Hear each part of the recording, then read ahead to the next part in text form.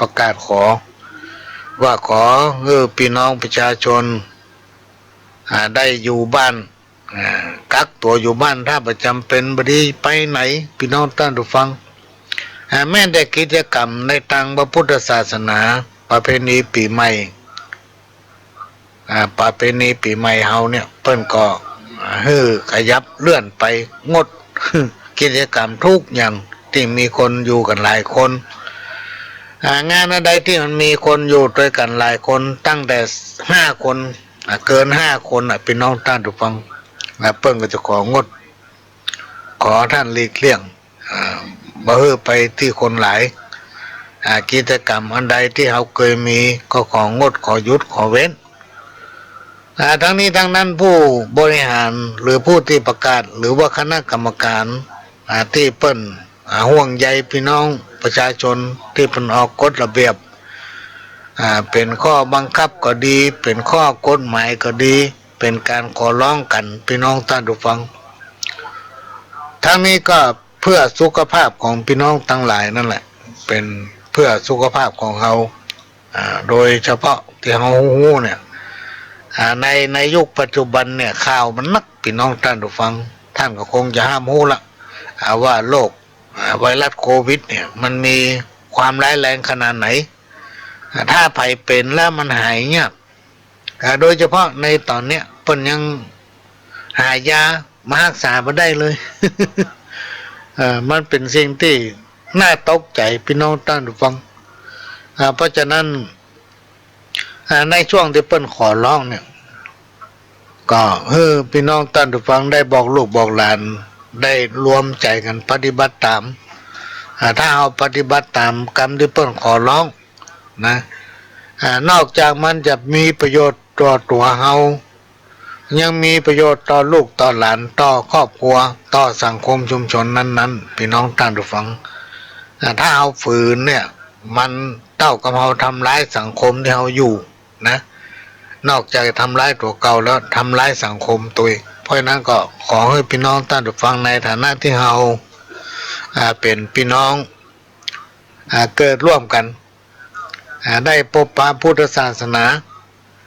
เปิ้นประกาศประชาสัมพันธ์บอกว่าต่างอำเภอต่างจังหวัด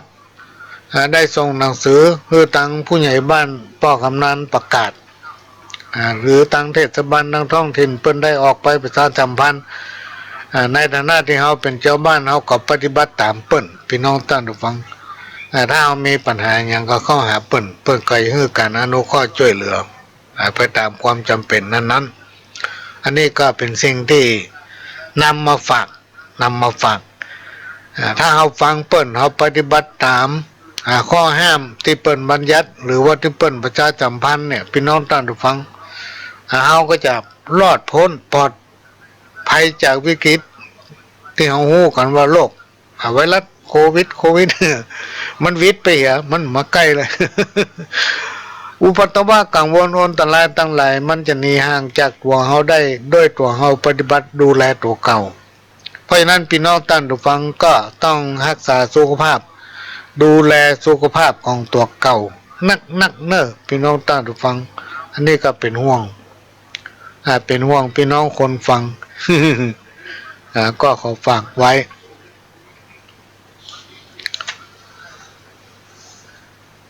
10 เหลี่ยมสาวเหลี่ยมบะเต้าเหลี่ยมใบแขม10 แหลมสาวแหลมบะเต้าแหลมใบเข้า10 เหล่าสาวเหล่าบะเต้าเหล่าเดียนเกียง10 เสียงสาวเสียงบะเต้าเสียงแมงวัง10 ม้าสาวม้าบะเต้าม้าลำปาง10 นางสาวนางบะเต้านางผู้เป็นแม่10 แน่สาวแน่บัดเต้าแน่ใจโตน10 ฝนสาวฝนบัดเต้าฝนเดือน8 10 แดดสาวแดดบัดเต้าแดดเดือน7 10 เห็ดสาวเห็ดบัดเต้าเห็ดถอบกับเห็ด5 10 หน้าสาวหน้าบัดเต้าหน้าคนที่เฮาฮัก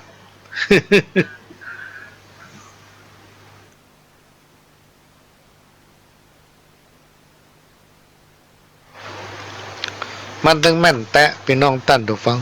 10 หน้าสาวหน้านี่ มันตึงเหมือนเต้ากับหน้าที่คนที่เอาฮัก10 ลัก20 ลักก็ซ้ำมาเต้าลักจดลักจ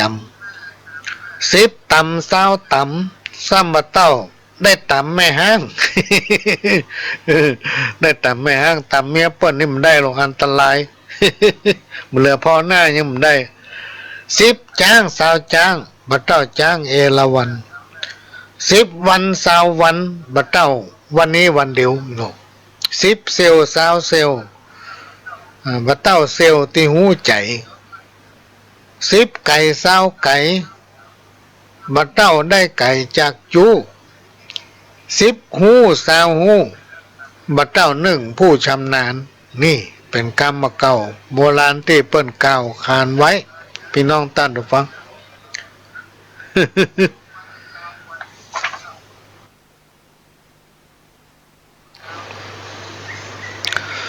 แล้วก็ทำบทหนึ่งเพิ่นบอกว่า9 เหลี่ยม10 เหลี่ยมบ่เต้าเหลี่ยมใบขา10 หนา20 หนาบ่เต้าหนาความหู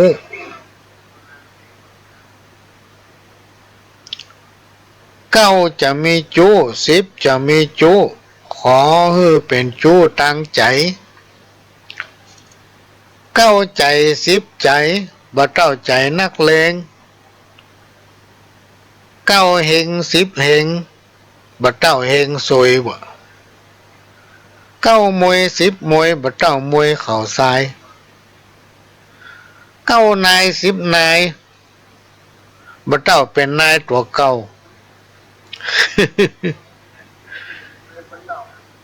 9 เหล่า10 เหล่าบ่เต้าเหล่ามีเต่ามีแลน9 แฟน10 แฟนบ่เต้าแฟนประจำเนาะ 9 กำ10 กำบ่เต้าได้กำเงินกำทอง9 ลอง10 ลองบ่เต้าได้ลองขับรถใหม่9 ไข่10 ไข่บ่เต้าไข่แมงมัน9 คัน10 คันบ่เต้าคันปาก9 อยาก10 อยากบ่เต้าอยากกินข้าว9 เหล้า10 เหล้าบ่เต้าเหล้าดองเมืองนอก9 ดอก10 ดอกบ่เต้าดอกเบี้ยธนาคาร9 หมอ10 หมอบ่เต้าหมอตรวจภายใน9 ใบ10 ใบบ่เต้าใบบอกบุญ ใบยังกระจังนะมันถึงบ่เต้าใบอนุโมทนาสักนั่นนะ กับ2 พระป่า2 กฐินนี่พี่น้องท่านผู้ฟังผีกลัวขนาด ผีกลัวขนาดถ้าภัยกลัวผีนี่เอามาเน็บไว้ตามหน้าบ้านผีมันถึงบ่ใกล้มันกลัว2 กับใบดีกานี่ ใครได้ความรู้เปิ่งครูบาอาจารย์กันว่าใครกินใครตานต้องเปิ่งตูเจ้าใครรู้เรื่องเก่าเรื่องหลังต้องถามคนเฒ่าเปิ้นเกิดก่อนเฮาย่อมจังหู้นี่ข้าวดอบัดเต้านกเขาบะขันบีบแกบเอาน้ำมันหันท่าจักบ่ได้ผ้าเปิ้นทูลหัวพระเจ้าบ้านตัวบ่ไว้หนีไปจากไฟต่ำก้อยมันจังหันเป่งป้อยดีกาเปรียบได้เหมือนเต้งไข่มดตกลงวังป่า นะเต้งไข่มดตกลงไปในวังป่ามันตึงบ่เหลือพี่น้องท่านผู้ฟังมอดกินไม้ด้วงกินนอนเกิดนอนบอนไส้จะแก้อย่างใดยากล้ำงากรรมโบราณพี่น้องท่านผู้ฟังกรรมอันนี้มัน เป็นกรรมโบราณที่เปิดเขียนส่งมาให้อ่านก็พระหลวงก็แกมาอ่านมาเล่าให้ฟังหลายเตื้อแต่ก็ไม่อยากจะมาซ้ำกันทีนี้เปิ้นเขียนมาให้พี่น้องท่านฟังก็เลยเอามาอ่านถ้าเอามาอ่านเดี๋ยวเปิ้นน้อยใจว่าโอ้เขียนมือจันเมินบัดนี้อ่านสักเตื้อ ก็มาโอ้กันถึงข้าวตำนานอันนี้เขียนเมื่อจะบั้มจากภายหัวอ่านมาได้นะจนหมายมันตกน้ำ ตกน้ำเปียมาโอ้ปุดไปกึ่งก็เลยเหลือกึ่งก็มาปฏิติดประต่อกันแล้วจะมาอ่านนึกฟังเปิ้นเขียนเป็นข้าวตำนานพี่น้องท่านผู้ฟังว่าขอยกมือสาพร้อมทูบบุพายองค์พระติมาวันตาก้มเก่ากาบพญาพรหมบรมตั้นเจ้าเป็นกรสำเนากล่าวจี้ผู้ข้าจะขอไขสารกรรมโบราณเรื่องนี้มาครบรอบนี้เนินในหูติบตาติบขยิบมาถึงทีวีบันเทิงเฟซไลน์อินเทอร์เน็ตเนินในลื่นเริงกู้ด้าน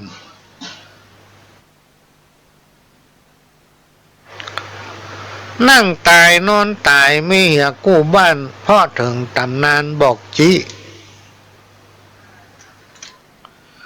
ไล่บุบยิงกันแต่งฟันเดี๋ยวนี้สับสนปนปี้เนอไหนพ่องกินยาพิษเสพติดจนตายแขวนคอวำไว้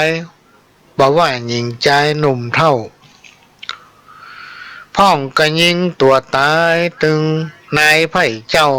พ่องก็ลู่ชิงเอาสิ่งทรัพย์ประวัติตำนานคนผ่านอาภัพบ่นับแก่เท่าหญิงใจสายใยกำปุ้ง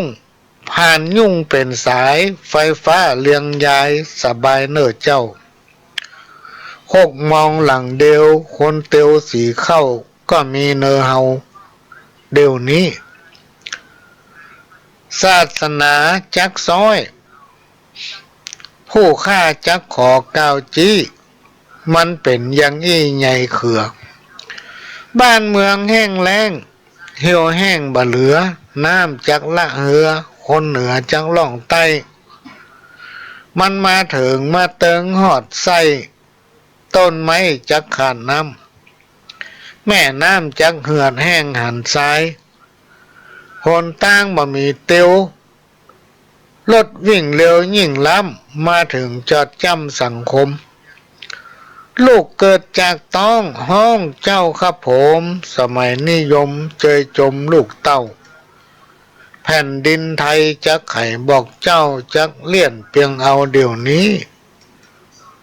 คนหลากหลายภาษาจักมาขานบอกจี้มาอยู่ร่วมดังอี้เอาอาตามพระกล่าวไว้บ่ได้สังกาย่าให้ไทยนาควายหาบ่ได้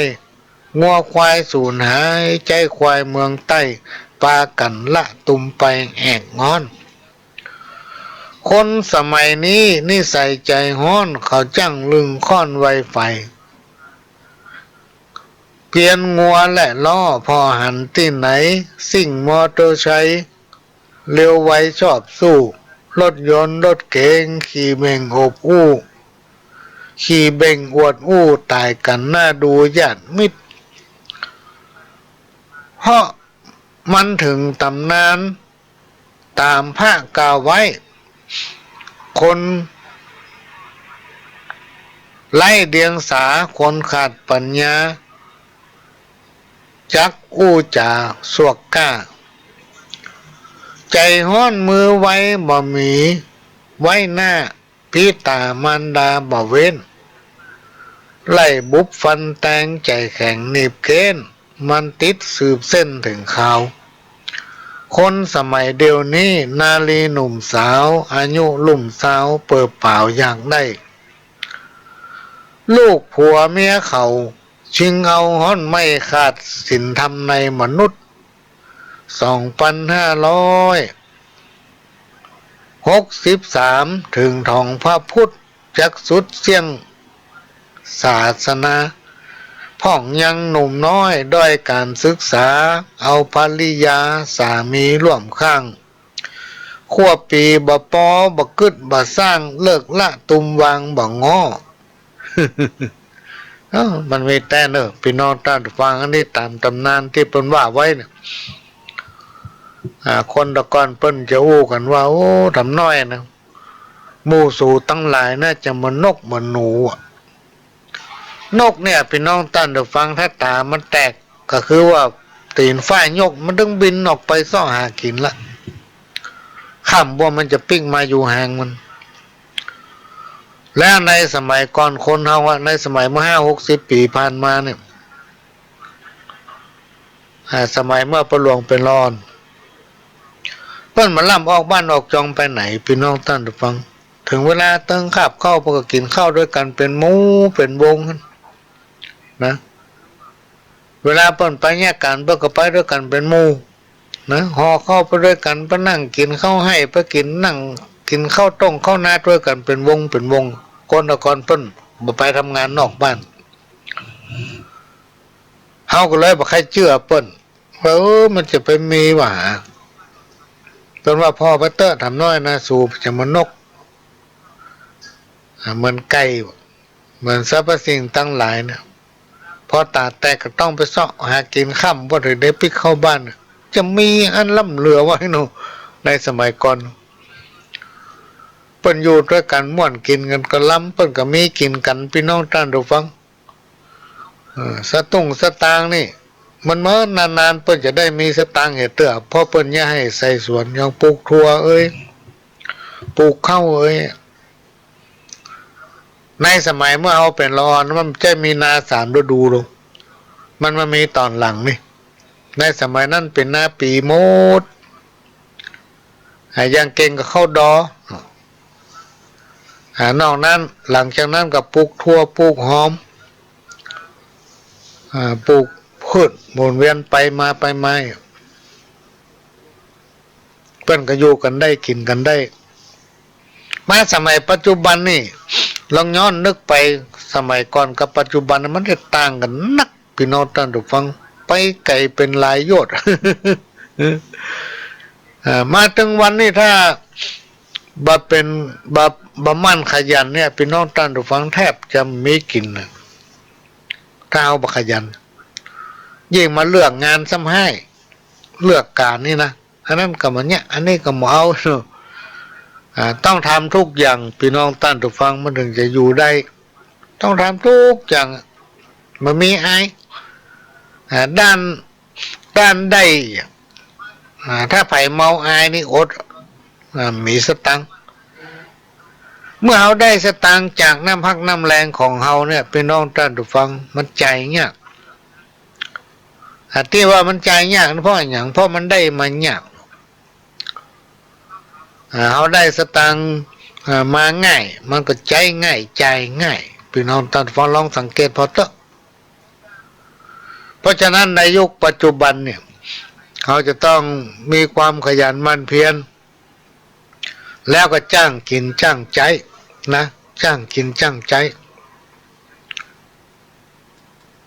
ถ้าเอามาจ้างกินจ้างใจเนี่ยก็เดี๋ยวมันพอกินหามาตอนไหนก็มันพอกิน โดยเฉพาะการเป็นหนี้เป็นสินเนี่ยพี่น้องท่านผู้ฟังถ้าเราพิจารณาตัวนะเอาใจกับแหงนี่นะบ่ได้พิจารณาบ่ใจสติปัญญาตัวเก่ามาแก้ไขปัญหามาคิดคือว่ามันมีปัญหาอันใดก็คิดอันนั้นแก้ตัวนั้นคือมันตกมันก็จะไม่ได้สะสมมันจะไม่ได้พอกพูนนะเพราะฉะนั้นสิ่งอย่างที่มันเกิดขึ้นกับตัวเฮาเนี่ยเขาจะไปคิดถึงว่ามันเป็นกรรมไม่ใช่มันอยู่ที่การกระทำของเฮาอยู่ที่การกระทำของเฮาพี่น้องท่านผู้ฟัง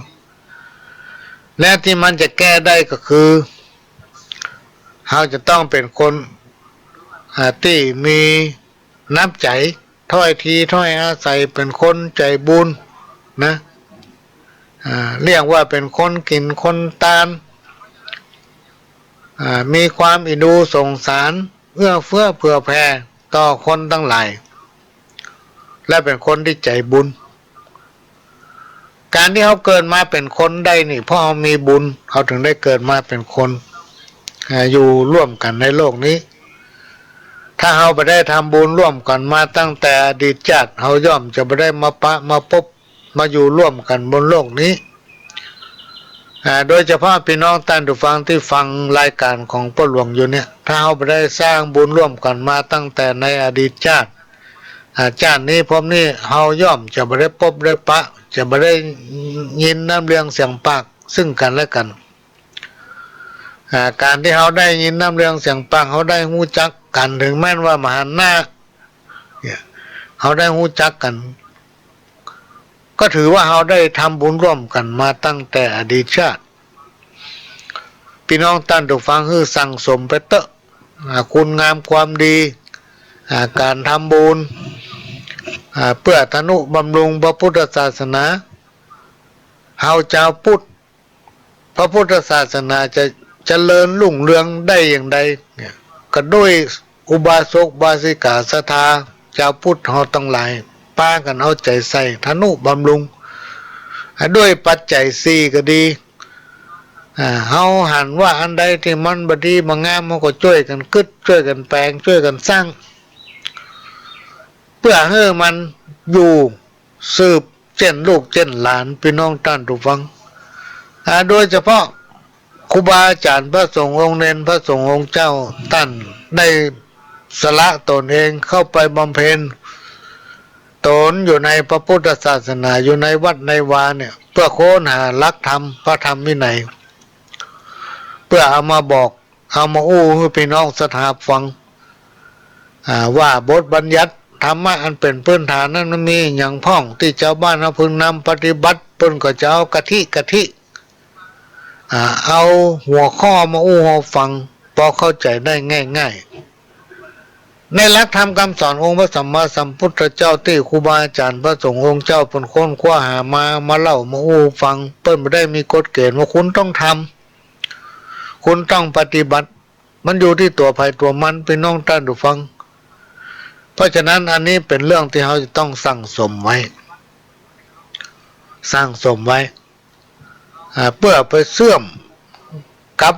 บาปบุญคุณและโทษในอดีตชาติถ้าเราบ่ทำบุญหรือจิตใจเราบ่มีความเอื้ออาทรบ่มีความเอื้ออารีเราบ่ได้ทนุบำรุงในสิ่งที่บรรพบุรุษเราเปิ้นสร้างเปิ้นแปลงไว้ก็ไม่สามารถที่ไปเชื่อมเอาบุญเก่าได้พี่น้องท่านผู้ฟังในโอกาสที่เขาเกิดมาเป็นคนตีนมือเขามีครบหูเขาก็ดีตาเขาก็ดีจิตใจเขาก็มีเขาใครไปไหนก็ได้ไปยิ่งถ้าเขามีอย่างทุกอย่างสมใจเขาเนี่ยเขาก็จะต้องร่วมมือกันความสามัคคี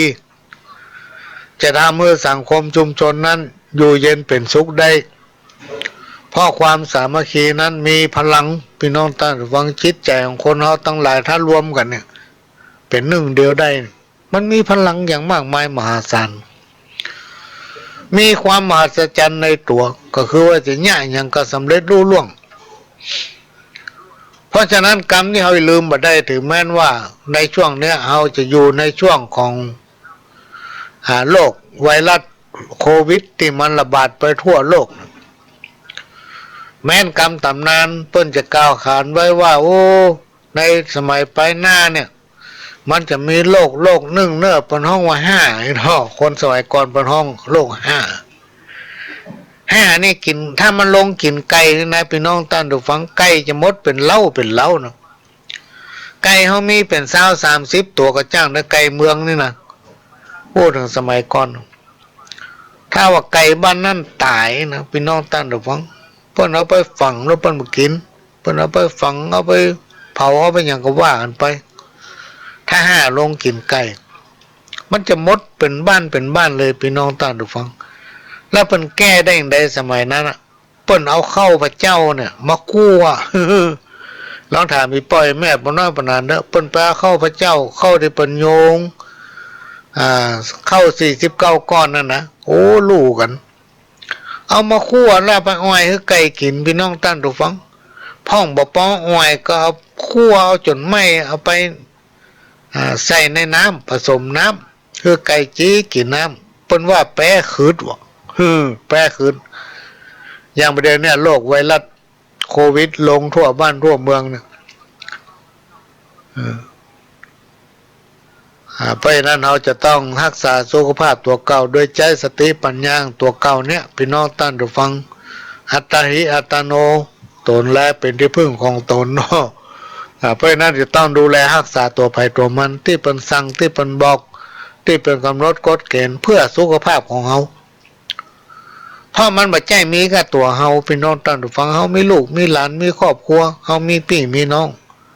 เฮามีเพื่อนมีฝูงเฮามีคนที่อยู่ร่วมกันในสังคมชุมชนถ้าเป็นบอกอย่างเฮาบอกฟังเนี่ยเกิดเฮาเป็นมาเนี่ยมันก็เอาไปติดไปแพร่ไปขยายทั่วหมดเลยจะทำให้ได้รับความเดือดร้อนทั่วหน้ากันเพราะนั้นกิจกรรมในทางพระพุทธศาสนาบอกว่าจะเป็นเดือนจีปีใหม่เหลือห้องกันว่าสงกรานต์เนาะเป็นกรรมใหม่ๆสมัยก่อนเพิ่นห้องว่าปีใหม่เมืองของเจ้าล้านนาเฮาในช่วงวิกฤตเนี่ยช่วงที่มีโรคไวรัสโควิดเข้ามาเนี่ยก็ต้องหยุดแล้วก็เลื่อนไปหยุดแล้วก็เลื่อนไปหรือว่าหยุดเลยงดไปปีนึงเนี่ยเพื่ออย่างเพื่อความอยู่รอดของคนในสังคมเฮาเพราะว่ามันจะมีกะเฮาเพราะฉะนั้นในช่วงที่คณะสงฆ์เปิ้นมีการประกาศว่าฮือตังวัดก็ดีฮือปอออกไม่ออกศรัทธาก็ดีงดกิจกรรมในทางพุทธศาสนาในช่วงเทศกาลปีใหม่เมืองหรือว่าสงกรานต์เนาะเฮาก็งดมหันต์ยากพี่น้องท่านผู้ฟังแต่ว่าเฮาก็บัดละคือทยอยกันไปบางคนก็คิดไว้ทุกปีถ้าว่าถึงปีใหม่ป้อยแม่ปู่ย่าตายายจะมาท่าเอาหันเข้าเนาะเฮาก็ทยอยไปตานพี่น้องท่านผู้ฟังตานแล้วเข้าใจปิกทุกวัดเปิ้นจะมีอย่างเป็นห้องเจลล้างมือเนาะวางไว้ที่หน้ากุฏิก็ดีหน้าวิหารก็ดีไปถึงท่านก็ล้างมือพอตาอายุวันโนสุขังพลังตรวจน้ำเสร็จแล้วก็ฝังปิกก็ต้องไปกันเป็นหมู่เป็นจุ้มทยอยกันไปเป็นกำคนเนาะก็สามารถที่ทำได้อันใดที่มันบดีก็ช่วยกันไปกันแปลงช่วยกันซ่อมบำรุงเพื่อกำลังใจครูบาอาจารย์พระสงฆ์องค์เจ้าพี่น้องท่านผู้ฟังถ้าคนที่มีบุญมันมีความเสียสละตัวเก่าแต่ว่าเนี่ยมันอยู่ไปจะได้นะวัดเนี่ยเอาหันปนุ่งพระเหลืองอยู่วัดเนี่ยมาให้พอดีไปจะอยู่ได้นะพี่น้องท่านผู้ฟังถ้าคนมีบุญแท้ๆเนี่ยเอาโอ้ถึงอย่างตัวคนโอ้อย่างพระหลวงเนี่ยพระหลวงก็เป็นนานนะเป็นเน้นเป็นตุก็ยังซึกพี่น้องท่านผู้ฟังพ่ออย่างพ่อบุญเขาหมดคนมันมีบุญมันจะไปอยู่ได้อยู่ยากเหมือนกันอย่างใดก็ตามพี่น้องท่านผู้ฟังวัดคือแหล่งศึกษาของพี่น้องศรัทธาประชาชนควรที่เฮาทุกคนต้องร่วมกันมนัดร่วมกันพัฒนาวัดจะดีเพราะบ้านหนุนทำบุญช่วยบ้านจะสวยเพราะวัดเสริมเพิ่มราศีวัดก้าวถูกบ้านก้าวตามงามชีวีบ้านจึงดีวัดจึงเด่นเป็นมงคลอันเนี้ยเอามาฝากพี่น้องท่านฟังในฐานะที่เราเป็นเจ้าพุทธในดินแดนเขตล้านนาหรือว่าถึงประเทศไทยของเขาเนี่ยมีพระสยามเทวาธิราชปกป้องคุ้มครองรักษาให้พี่น้องประชาชนได้อยู่เย็นเป็นสุขแล้วเราทั้งหลายพี่น้องท่านผู้ฟังเป็นเจ้าพุทธมีพระพุทธพระธรรมพระสงฆ์ ที่เฮาห้องกันว่ารัตนไตรัยมีพระแก้วเจ้าทั้งสามประการเป็นล่มโพล่มชัยปกป้องคุ้มครองรักษาคือพี่น้องสถานตายกตายิกาได้อยู่เย็นเป็นสุขสุขถึงกายสุขถึงใจนอกจากนี้พี่น้องล้านนาเจ้าเหนือเฮาตอนล่างมาถึงตอนบนนี่เฮามีความเคารพนับถือธรณีเจ้าที่ตั้งหลายมักจะกล่าวถึงเต้าจตุโลกบาลตั้งสี่ก็คือเต้าตั้งสี่ทุกปีใหม่พี่น้องท่านผู้ฟังก็จะมีการถวายเครื่องบรรณาการก็คือปูชาเต้าตั้งสี่มีการกล่าวโอกาส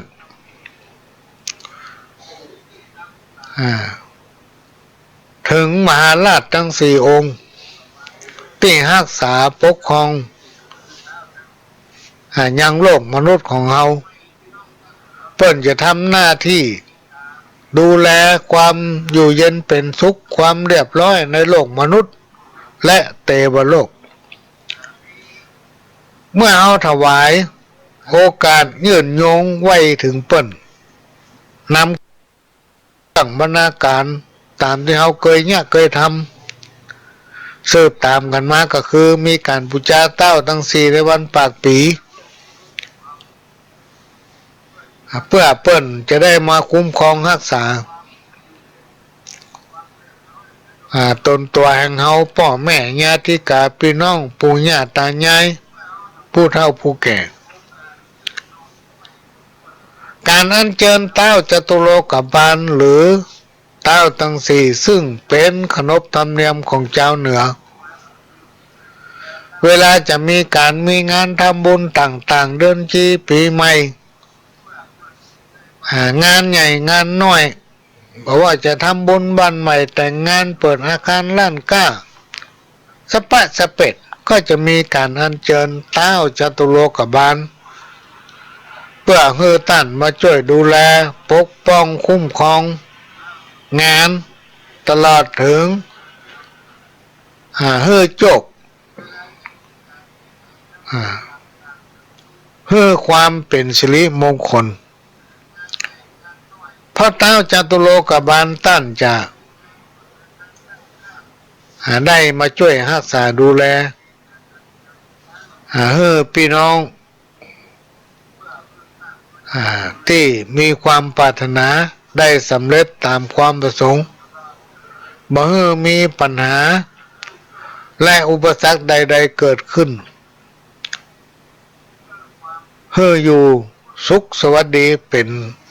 สิริมงคลตลอดไปเนี่ยเต้าทั้งสี่เนี่ยทุกปีใหม่โดยเฉพาะในวันปากปีเนี่ยพี่น้องท่านผู้ฟังแต่ว่าส่งข้อบ้านปีนี้เนี่ยเปิ้นให้ของงดไปก่อนเพราะว่าโรคโควิดเนี่ยมันชอบถ้าไผไปอยู่ด้วยกันหลายๆคนเนี่ยมันชอบ เปิ้นบ่ให้อยู่ด้วยกันเกิน5 คนเพราะนั้นการจะรวมคนเพื่อทำกิจกรรม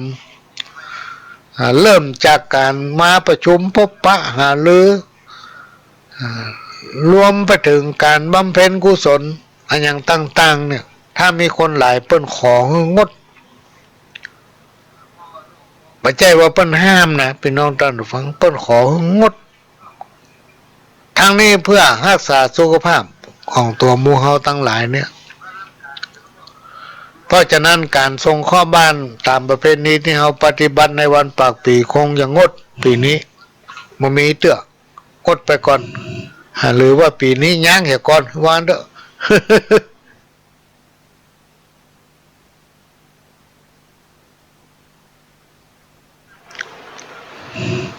เพราะอย่างเงี้ยอย่างที่เราหูเนี่ยเป็นน้องท่านผู้ฟังถ้าเขาบ่เชื่อบ่ฟังเกิดมีอันเป็นไปไวรัสโควิดนี่มันจะรักษาได้ และท่าทั้งสี่เนี่ยคงจะมีอยู่เป็นบางที่บางแห่งเพราะเนื่องจากว่ามันใจคนมานักมีเจ้าบ้านเนี่ยคนพ่ออาจารย์เนี่ยคนก็คือใส่หน้ากากเวลาไปไหนมาไหนต้องใส่หน้ากากเจลล้างมือนี่คือพกติดกระเป๋าฮั่นปหลวงนี่พกติดตัวเนาะออกบ้านก็ล้างเข้าบ้านก็ล้างมันมาหยาบพี่น้องท่านผู้ฟังความเชื่อความศรัทธานี่เป็นพื้นฐานของคนเหนือเฮาโดยเฉพาะชาวพุทธเฮาเนี่ยและก็มีการพัฒนาความเชื่อไปสู่สังคมในระดับต่างๆที่คนผู้นั้นมีส่วนเข้ามาเกี่ยวข้องนะโดยเฉพาะเรื่องผีสางงาฮักปูหญ้าผีงอผีเฮือนเนี่ยที่ปกป้องรักษาบ้านเรือนซึ่งมีหลากหลายอาฮักผีปูหญ้า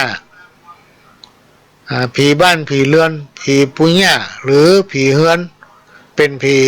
บรรพบุรุษ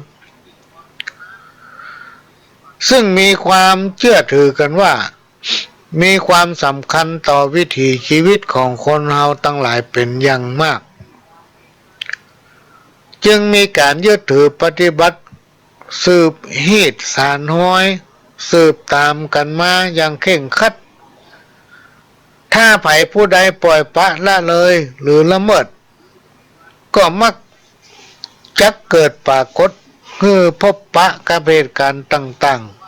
ๆในทางบดีนะอันนี้ก็นำมาเล่าสู่กันฟังพี่น้องท่านผู้ฟัง สิ่งตั้งหลายที่เราบางทีเราไปเชื่อพี่น้องท่านผู้ฟังมันลบหลู่ไปได้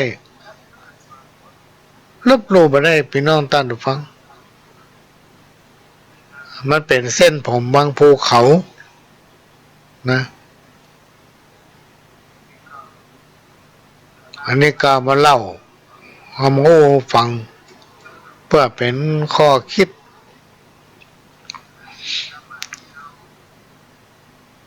มาว่ากันถึงกรรมเก่าเนาะ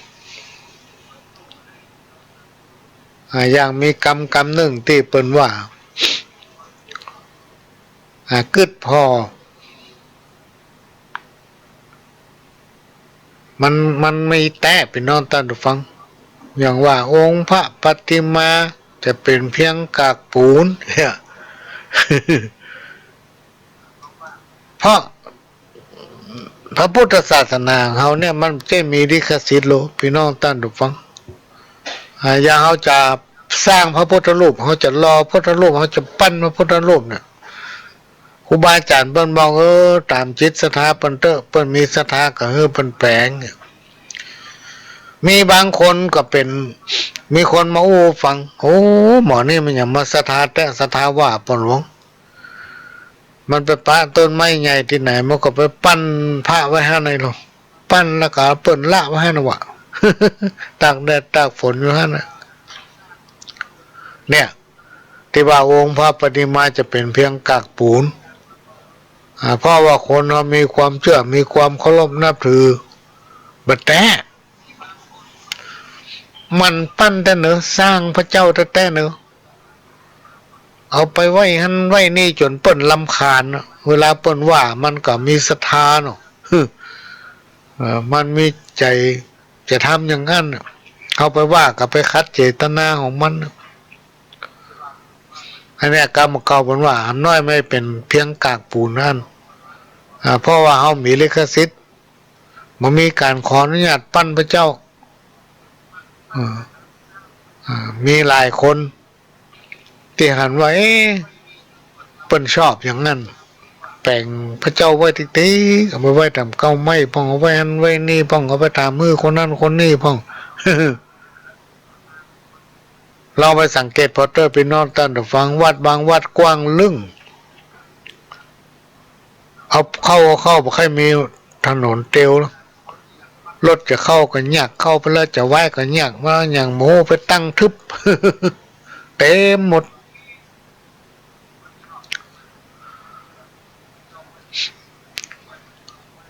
ในอนาคตหรือว่าในอนาคตวันตั้งหน้าเนี่ยองค์พระปฏิมาจะเป็นเพียงกากปูนคนจะเคารพนับถือน้อยลงเพราะว่ามัวไปไหว้แล้วก็บนบานศาลเก่ามันมีแต่พี่น้องท่านฟังบางคนไปหันพระพุทธรูปเป็นเทพเจ้า ไปไหว้แล้วก็ไปขออธิษฐานขอนั่นขอนี่ตั้งจิตอธิษฐานถ้าข้าเจ้าได้นั่นนี่แล้วจะมาแก้บนหนูไปบนกับพระพุทธรูป พอบัดได้ดังใจก็หาว่าพระพุทธรูปองค์นี้บัดศักดิ์สิทธิ์คนประเภทนี้เป็นน้องตั้นถูกฟังครูบาอาจารย์และคนผู้ฮู้เพิ่นบอกว่ามันเคารพนับถือเลื่อมใสบัดแท้หรือว่าเป็นคนที่ฮู้บัดแท้นะฮู้บัดแท้บางคนไปสร้างพระไว้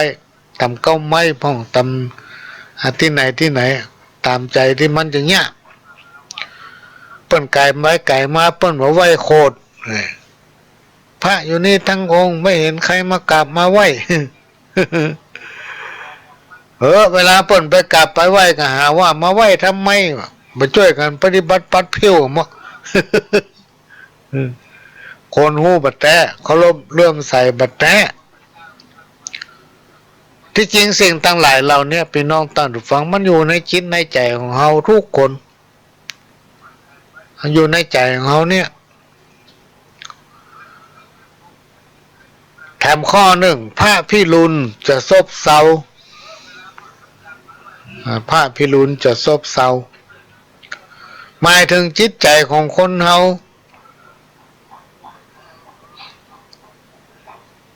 แต่ละคนพี่น้องตั้งถูกฟัง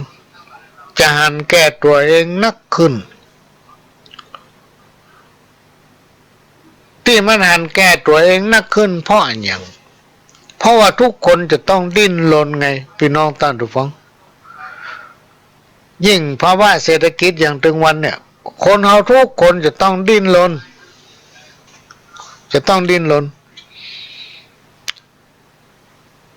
เพื่อให้ตัวเองและครอบครัวอยู่ได้ถ้าเอาไปดิ้นรนเอาไปแสวงหาโดยสติปัญญาตัวเก่าในที่สุดเราจะอยู่ไปได้เพราะฉะนั้นเปิ้นถึงบอกว่าพระพิรุณจะซบเซาจิตใจของคนเราจะหันแก่ตัวนักขึ้นเพราะแต่ละคนจะต้องดิ้นรนทุกอย่างเพื่อให้ตนเองอยู่ได้ผ้าเหลืองจะโดนย่ำมีความหมายว่าในอนาคตพี่น้องตั้งแต่ฟังคนเท่าผลว่าไปหน้าเนี่ยคนบ่ค่อยกลัวบาปคนตั้งหลายบ่ค่อยกลัวกรรมจะมีเพิ่มนักขึ้นเปิ้นไปปากันกินตันหยาดน้ำมันไป ไปเอาของเปิ้น ไปเอาของเปิ้นมาเป็นของตัวหากินหรือว่าหลอกลวงแม้นกระทั่งพระจงองค์เจ้ามีนักพี่น้องตั้นระวังไปจุรู้เจ้าห้องแต่งร้องห่มร้องให้เข้าไปในวัดไปจุรู้เจ้าครูบาอาจารย์ทุกเจ้าพระเนรเนี่ยมันก็เหมือนผ้าพี่น้องตั้นระวังมันเป็นผู้ที่ใจงอนมาแค่ตันโลกมักจะโดนจุโดนหลอกนักที่สุดพร้อมเป็นตนเมตตาโลกมันขี้ดูคน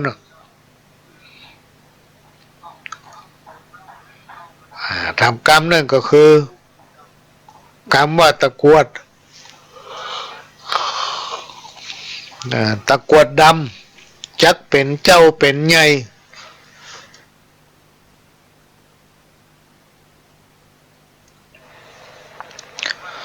ข้อนี้หมายถึงคนใจดำคนหันแก่ตัวก็คือคนใจดำเนี่ยจะมีนักขึ้นเพราะตะกรวดดำ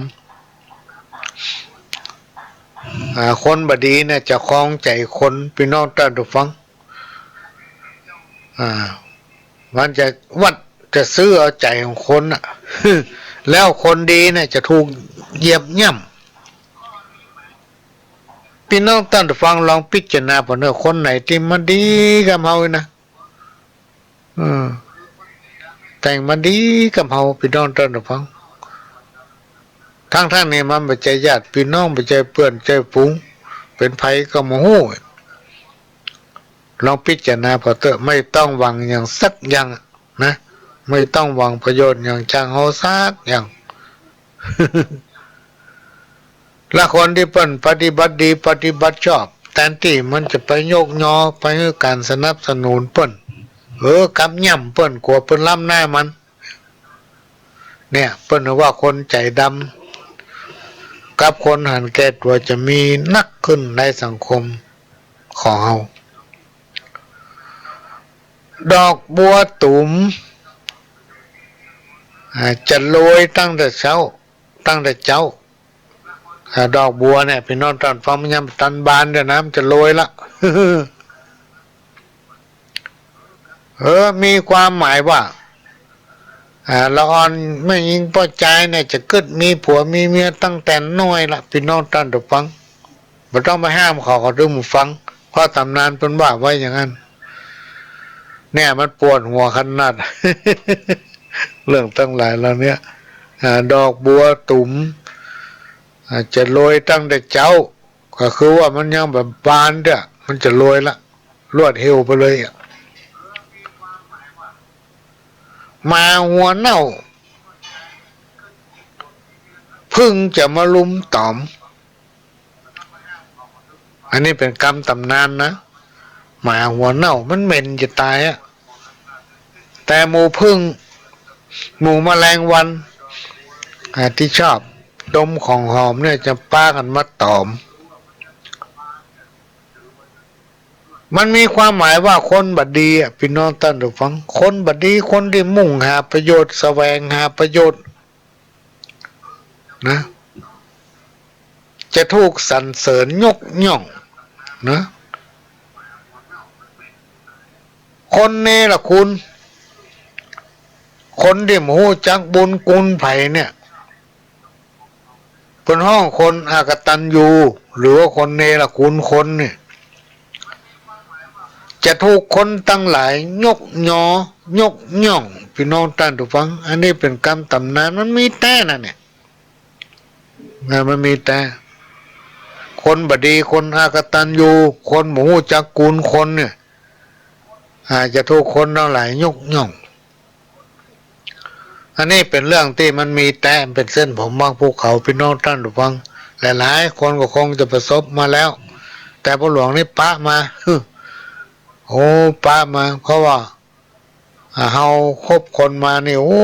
ถ้าตั้งแต่น้อยมาถึงปัจจุบันนี่มีเป็นหลายพันคนแล้วค่ะช่วยเหลือคนตั้งแต่เกิดถึงตายพี่น้องท่านผู้ฟังเจอมาหมดแล้วที่ฟังเนี่ยบุผาจะเป็นมัน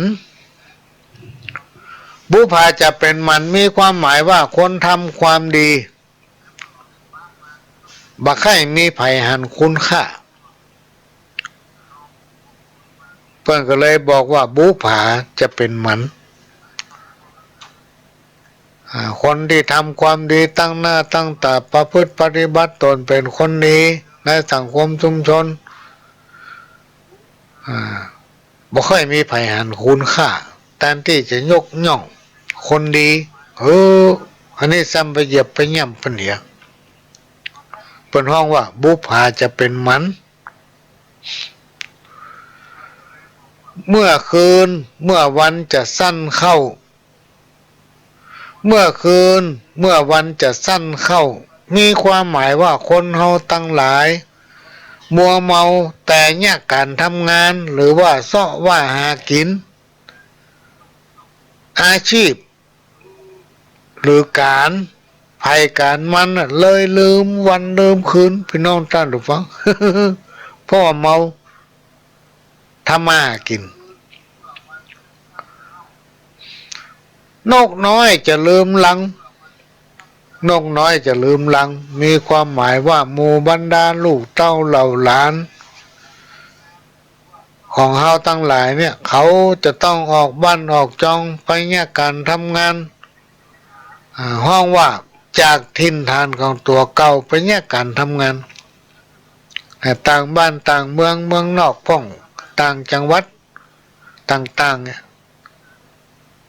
แล้วแต่ประสบการณ์ของไปของมันแล้วมันจะเมายุ่งกับการกับงานจนลืมบ้านลืมจองลืมพ่อลืมแม่บ่มีเวลามาหาพ่อหาแม่บ่มีเวลาปิกมาบ้านมาจองอย่างนี้เป็นต้นเปิ้นก็เลยเปรียบเทียบว่านกน้อยจะลืมลัง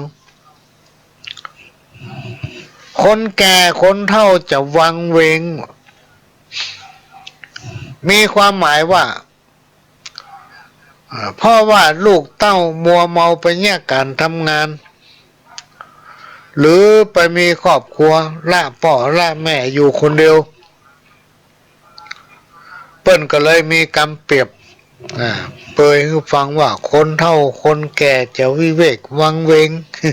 อยู่ในก็จะเดือดกูง่อมเนี่ยบ่ได้ลูกจะมาบ่ได้หลานจะมาอย่างปีเนี้ยเป็นปีสงกรานต์ตามปกติแล้วปีใหม่อย่างประเดี๋ยวเนี่ยจะมีลูกเต้าเหล่าหลานที่อยู่ต่างบ้านต่างเมืองทยอยกันมาแต่ในปีนี้เป็นของงดเนี่ยของงดเบื่อออกบ้านออกจองถ้าประจำเป็นเบื่อออกบ้านออกจองไปไหนมีระยะเวลากำหนดอย่าง10 โมงเมื่อคืนเนี่ยถึง4 โมงมาเจ้าเนี่ยพี่น้องท่านผู้ฟังอันเนี้ยมันย้อนไปถึงสมัยก่อนเนี่ยพี่น้องท่านผู้ฟังถ้ามาค่ำมาคืนคนนั้นไปหันไปนี่เนี่ยเพิ่นถือว่าเป็นคนบ่ดีคนดีเพิ่นรับกันหมดแล้วเพิ่นแยกการเมื่อวันเมื่อคืนเพิ่นรับคนบ่ดีมันสอดเมื่อคืนเมื่อวัน มันรับ แมงเม่าน้อยบินสอยกลางหาวยังเปล่าตกลงเข้าต้องอึ่งปุ่มแมงเม่าน้อยบินสอยกลางหาวยังเปล่าตกลงเข้าต้องอึ่งปุ่มควันไฟในกล่องพี่น้องท่านผู้ฟังไผไหนจังห่อกุ้มบ่เหมือนพักแค่เมื่อแรงฟันเจือก3 เกลียวหมายเกี้ยวว่องแวงป้อยหลุดจากเบื้องมือไปเสียเงินเป็น10,000 ล้านบัดเต้าเสียใจอันเนี้ยเป็นกรรม ที่ครูบาอาจารย์เพิ่นว่าไว้พี่น้องที่ฟังรายการของพ่อหลวงตั้งสถานีวิทยุล้านนาเชียงใหม่หรือว่า CM77 ช่วงนี้เพิ่นจะตัดไปข่าวต้นชั่วโมงก็ประมาณ5-6 นาทีก็มาปะกันรอบหนึ่งเป็นรอบที่2ตอนนี้เราได้จากกับพี่น้องท่านผู้ฟังมาได้ชั่วโมงพี่น้องท่านผู้ฟัง ขณะนี้พี่น้องท่านผู้ฟังก็กำลังรับฟังรายการสาระสปะจากสถานีวิทยุกระจายเสียงพระพุทธศาสนาแห่งชาติและสังคม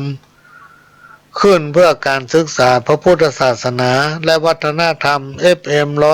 104.50 เมกะเฮิรตซ์จากวัดฝ่ายหินและก็สถานีวิทยุขึ้นพัฒนาคุณภาพชีวิตโดยได้รับการอนุเคราะห์เมตตาจากท่านผู้อำนวยการสถานีของวัดหลวงประแดงและก็สถานีวิทยุ CM77 หรือล้านนาเชียงใหม่ทำสถานีหนึ่งก็ฟังพร้อมกันถึง3 สถานี ดำเนินรายการโดยก้าวกับผมผู้หลวงสว่างท่าดินจันทร์ประธานเครือข่ายกองทุนแม่ของแผ่นดินจังหวัดเชียงใหม่และ8จังหวัดภาคเหนือรองประธานศูนย์ประสานงานกองทุนแม่แห่งชาติและก็ประธานคณะที่ปรึกษาผู้ตรวจราชการภาคประชาชนทุกด้านจังหวัดเชียงใหม่ก็มาพบปะพี่น้องท่านผู้ฟังตั้งสถานีวิทยุแห่งนี้ตั้งแต่เวลา 4 โมงถึง 6 โมงแมลงทุกวันเสาร์พี่น้องท่านผู้ฟังเขาจะมาพบปะอู้จากันนำเอาสาระสปะมาเล่าอู้สู่กันฟังเป็นเวลา2 ชั่วโมงแล้วก็วันติดก็พบปะกันตั้งแต่เวลาบ่ายโมงถึงบ่าย2 ชั่วโมงเหมือนกันส่วนรายการภาคกลางคืนต้องขอสุมาอภัยโดยช่วงนี้หมอเพิ่นให้ย่างก่อนเพราะว่าผู้หลวงต้องพักผ่อนคำสอนคนสมัยโบราณกันว่าไผจะไปค้าไปขายเปิ้นเฮ้อจำเอาคำนี้เนอะพี่น้องท่านผู้ฟังกันว่าไผจะไปค้าไปขายเป็นพ่อค้าแม่ค้าเป็นเซลแมนนี่เนาะครูบาอาจารย์ปน้อยปนานเปิ้นจะบอกว่าปฏิบัติตัวอย่างนี้น้ำคุณเก็บไว้ในใจน้ำใสเอาไว้ตังนอกเปรียบเหมือนเอาหัวน้ำอ้อยน้ำตาลมาปอกสะเลียมเพิ่นว่าเหมือนกับเอาสะเลียมไปกับจิ้มน้ำปลาหวานนะโอ้มันอร่อยมันล้ำยิ่งเขาเป็นพ่อค้าแม่ค้าเนี่ยพี่น้องท่านผู้ฟังจะต้องยิ้มแย้มแจ่มใสแปลงหน้าในไว้ก็แปลงหน้าจดอยู่วันค่ำเนี่ยค้าก็บ่ดีขายก็บ่ดีพี่น้องท่านผู้ฟังไผจะไปซื้อเพราะมันแปลงหน้าบ่งามงอกิ้งงิกอยู่วันค่ำ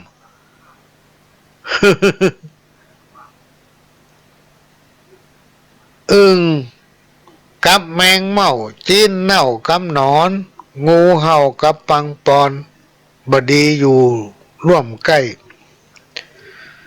จ่ายคาเฮือนกับแค่ไฟใต้บอกควรดีไปเสื่อมสิทธิ์งูเห่าจักเข็บเป็นสัตว์สรพิษจังบังเกิดเป็นภัยพ่อแม่เฮานั้นฮักมั่นเหลือไผจะเปรียบเทียมไปยิ่งกว่าพระเจ้ายิ่งกว่าพระเจ้า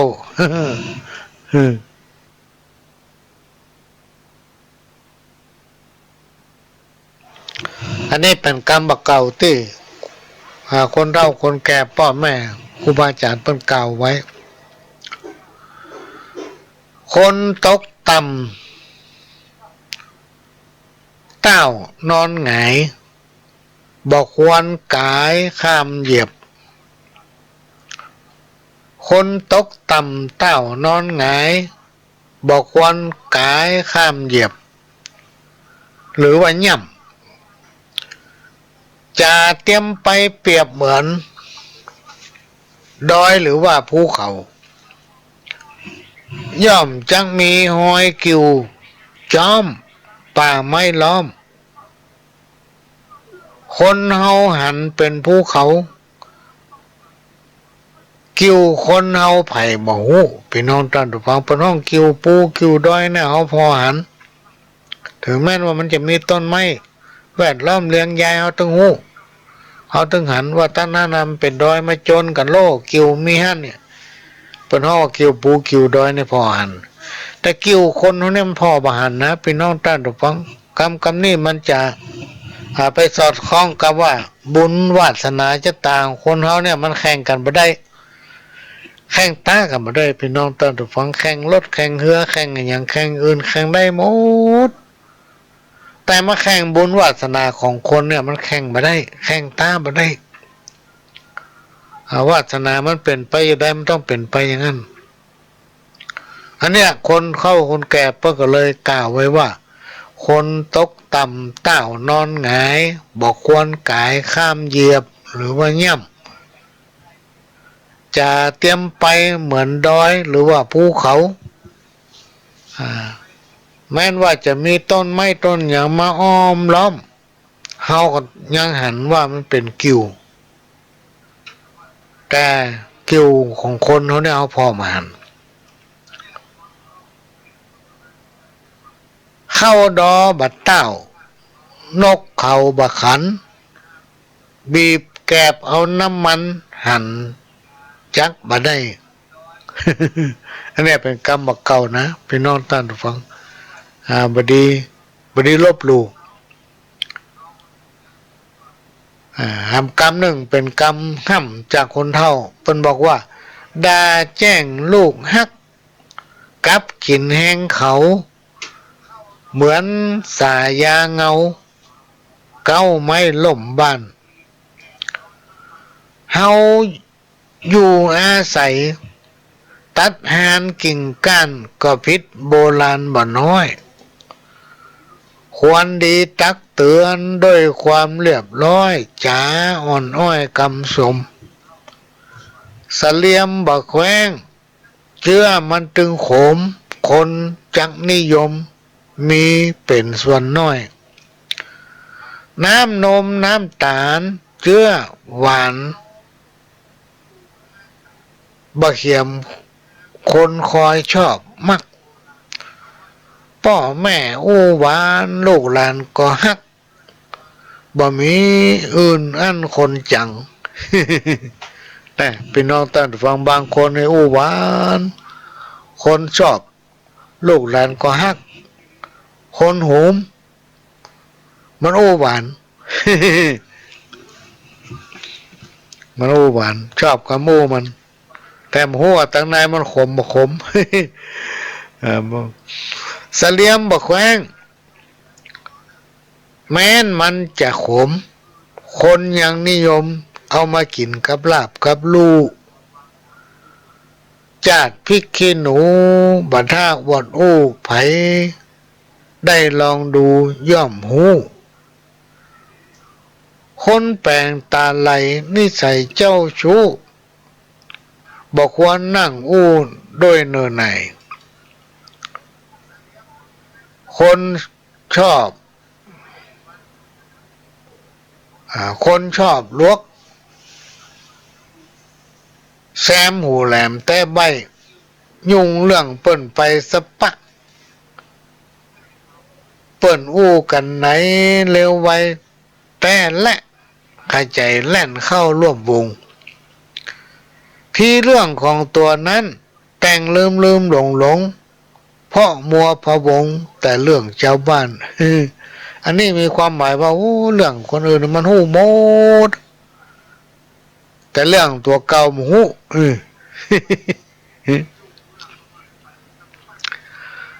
คนหันแก่กินอันนี้เปิ้นบอกว่าคนเฒ่าหันแก่กินลูกหลานหันแต่กำเป้าสาวหันแก่ย่องและกำยอบัดนี้อวดตาว่าตัวเองหู้เก่งกว่าหมอเฮ้อจ๋าหมอกกำปอขอหมอกปอเฮ้อ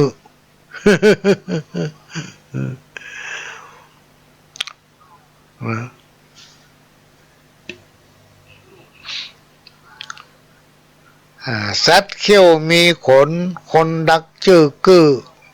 ผมงอคอปืออย่าตาครูบาอาจารย์เพิ่นบอกว่าลวกบัตันแหลมแถมเหลี่ยมโปกกาต้องเป็นขี้ข้าพ่อเมียนรก500กูปล่อยมึงเปียปอได้แผลเลียหู้ขิงเมื่อเท่าขี้ลักเปื่อนปลาขี้ยาเปื่อนเหล้าขี้บดีเอาก็คือขี้ค้าน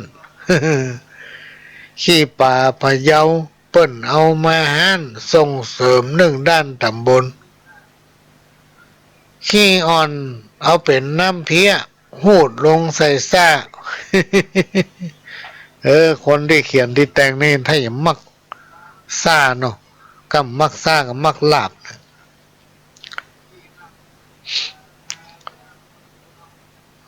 ใกล้ละพี่น้องท่านผู้ฟังตอนนี้ถึงเทศกาลปีใหม่ละแต่ว่าปีนี้เปิ้นฮื้อยางฮื้องดนะก็ช่วยกันเนอะพี่น้องท่านผู้ฟังรักษาสุขภาพของไปมันอยู่บ้านตัวเก่าประจำเป็นไม่ได้ออกไปไหนเพื่อสุขภาพของตัวเองและคนในครอบครัวเพื่อสุขภาพของคนในสังคมชุมชนคือไปใจเป็นก็เฮาเกินเฮาไปเจอสิ่งที่เปิ้นกลัวกันก็คือโรคไวรัสโควิดเนี่ยมันจะทำให้ตื่นถึงสังคมนะพี่น้องท่านทุกฟังแล้วมันยายากหายยากเพราะนั้นก็ทำตามที่เพิ่นปฏิบัติไปไหนก็ใส่หน้ากากมันจำเป็นจะไปออกไปไหนถ้าจำเป็นที่ต้องไปก็ต้องใส่หน้ากากแล้วล้างเจลอยู่ตลอดคมมีดคมผ้าคมหอกดาบก้าคมเวลาฝนแต่ถ้าเฮาใจไปหลายๆโหนคมบ่อยู่ทนยิ่งฝนยิ่งเสี่ยง คมลักคมหนามคมยังเหล่ายังเกี้ยงแต่ก็คมเพียงระยะหนึ่งแต่ถ้ากำคมคาลมวาทะจักกินใจอันผู้คนแม้นชีวิตดับจิตถูกฝังแต่กำคมยังสืบทอดไว้ได้ดาบอยู่ในฟักลวกอยู่ในไส้มุ่มแหลมเพียงใดบ่ฮู้หันเปิ้นบะจ๋าก้มหน้ามุบมูอย่าได้กล่าวอู้ดูแขวนเศษผ้าขี้ริ้วอาจตกเงินแสนเพียงแต่บ่แม้นฮือหันเต้าอันต้องกึดฮือยาวอย่าสาวเอาสั้นพอแค่ผิวพรรณนอกเนื้อจาดคนจะคมบ่ใจอยู่ที่เชื้อหรือว่าผ้าเสื้อแพรพัน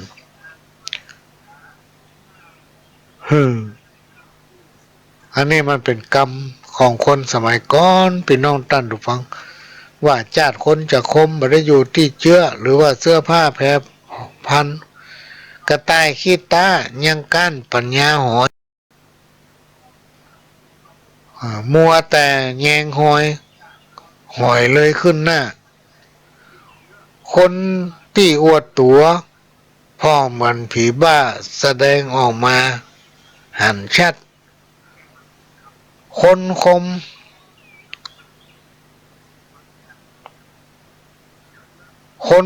บ่คมเขาบ่ได้วัดที่คำอู้ยืนยันแต่พอความคิดที่มันสร้างสรรค์ปัญญาไผมันพ่องมุ่มพ่องก็เลี่ยมเจื้อไม่มีหนามไผ่บ่ท่าเลี่ยมธรรมชาติเตรียมฮื้อพร้อมจาดมันจะแดงบ่ต้องไปย้อมบ่เหมือนหม้อห้อมสีดำร้อยบัณฑิตหูนั่งดูประจำบ่เต้าคนทำชำนาญหนึ่งผู้อันนี้เป็นกรรมคนตะก่อนเปิ้นแต่งแต้มเขียนไว้พี่น้องท่านผู้ฟังก็เอามาฝากเป็นคติเตือนใจผู้ประพฤติปฏิบัติธรรมย่อมบ่ดูหมิ่นเหยียดหยามคนอื่นเฮาเจ้าพุทธจะบ่เพิ่มทุกข์ฮือกับผู้ที่มีความทุกข์เฮาจะสร้างความสุขอันสดใสเฮาจะบ่ก่อความเศร้าหมองฮื้อไผเฮาจะบ่ทำร้ายแม้นไผจะทำร้ายเฮา อันนี้เป็นคำคมจากลุงตีนานเขียนส่งมาให้หน่อยนี่นะ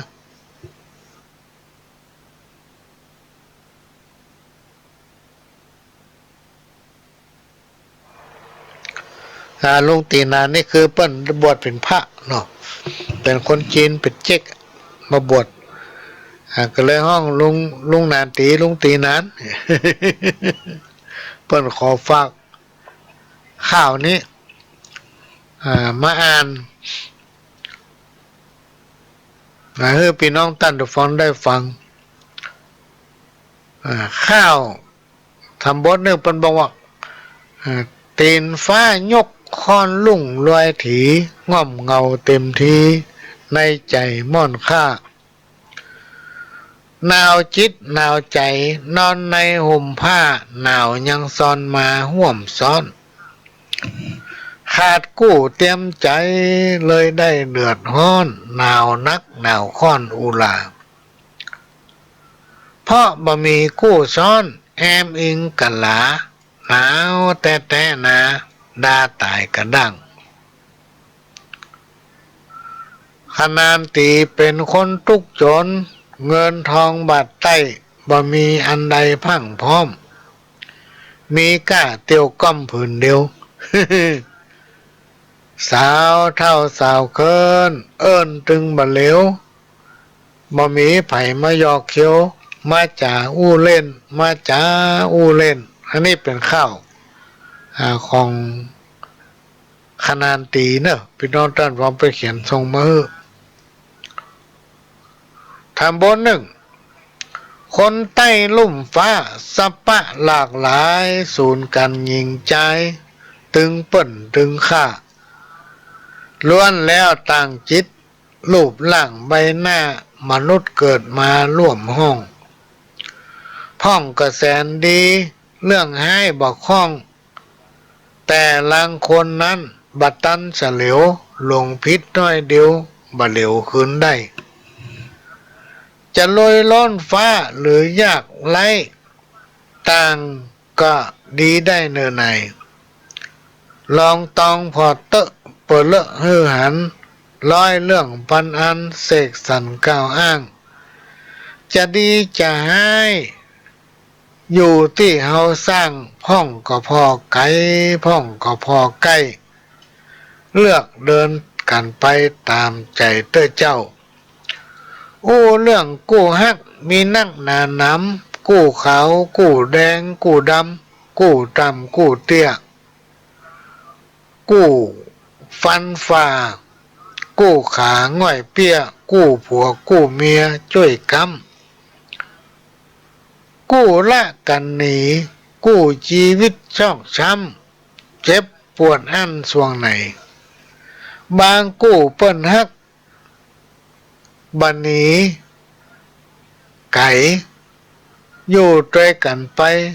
จนแก่จนเฒ่ากู้อวดกู้อ้างกู้ล้างผ่านเผาบ่มีไผเอาแต่เจ้าลางพ่องกู้แต่เท่าแก่จนตายบ่เสื่อมบ่คายฮักกันแม่นมั่นแถมกู้ชื่อแต่ปัญหาเปิ้นเล่าจะปันตายกันตึงวันฮักกันแต่เจ้าคือกู้ปัญหา นี่เป็นของขนานตีเจ๊กมาแต่งข้าวพี่น้องท่านทุกฟังก็น่าฟังฮักแล้วจำน้ำไหลออกตาสาวน้อยจากลาน้ำตาล่อเบ้าสังเวทนาจะตาเบาเท่าภายในเบาแป่งเจื้อเหมือนเก้าบ่ฟักแตงดินออกเหื้อเครือต้นอยากไล่คนจองปล่อยแห้งแล้งไว้กิ่งใบประมองเสาในมะมองหันเป็นของตำต้อย อันนี้คนเท่าลักเมาละอ่อนละอ่อนไม่ไปสนจะได้เนาะตัวเป็นคนเท่าอายุต่อใดแล้วละอ่อนอายุต่อใด ต้องสวมผงอ่อนตัวเก่า ผัวตายย้อนเมียเสือตายย้อนมิตรลูกศิษย์ตายเพราะข้ามขันครูอีวอกโยเก้าไม้ตายย้อนกิมปูซอกสุกหู เสียปูนีบแน่นตายเพราะกรรมกึดเจ้าลิงกึดสั้นมนุษย์คนเฮาเชื่อไว้กินฮื้อจ้างกินใจฮื้อจ้างใจกรรมสอนตั้นฮื้อเฮามากินเหมือนเปิ้นแต่จะกินเหมือนเขาหันง่ายอย่าเอาหันเบาอย่าข้ามทำผิดอย่าอำกินลำอย่าย่ำตาบอดงมสวามยังหูทิศงูป่างูไซไผว่าบ่มีพิษอย่าคิดคมผู้หูเบาลักดีห้ามชั่วลักชั่วห้ามเสาของเปิ้นอย่าเอาเมียเขาอย่าใกล้ลงท้ายด้วยความสามัคคีคือพลังที่จะช่วยให้กิจการงานทุกอย่างสำเร็จได้โดยราบรื่นและก็รวดเร็วทั้งยังช่วยขจัดปัดเป่าภัยอันตรายตั้งหลายตั้งมวลถ้าเมื่อใดแตกความสามัคคีกันแล้วทุกอย่างจะพังพินาศบ่เหลือวะ นี่เป็นความคิดของคณานตีเพิ่นส่งมาให้เนอะพี่น้องท่านผู้ฟังเสียงจ้อยเสียงซอม่วนนอพี่น้องเสียงดังกึกก้องไปทั่วภาคเหนือเสียงซึ่งสล้อม่วนนอล้นเหลือกำเมืองข้าวเครือเจื้อจาดเข้าหนึ่งต่อยกองตีกองตุ่มมงตึงสงเป่าคุยดิดซึ่งสล้อม่วนเพาะหน้าฟังเจิญช่วยกันเอาอนุรักษ์ฟูมฟักสะสมกำเมืองคาลมนิยมตัวหน้าบัดเดียวสมัยล่าไปเลิศล่าไผ่บรุมลาฟักเฟือกำโอ้กำจ๋าขาดกาจากเนื้อกำปากเก่าเกื้อหายไปขอเจิญหมู่มิตรมาช่วยกันคิดแก้ไขลืมกำอู้ไทยไปเหียด้วยเจ้าลืมกำอู้ไทยไปเหียด้วยเจ้าอู้กำเมืองเฮาอิ่มเอาเหลือเข้าชื่อเสียงเรื่องลือเอาตัวทิศอู้กำไทยมันเขินไออยู่ฟุดฟิตฟังไหนบ่ได้เนินไหนกำเมืองเฮาเล่า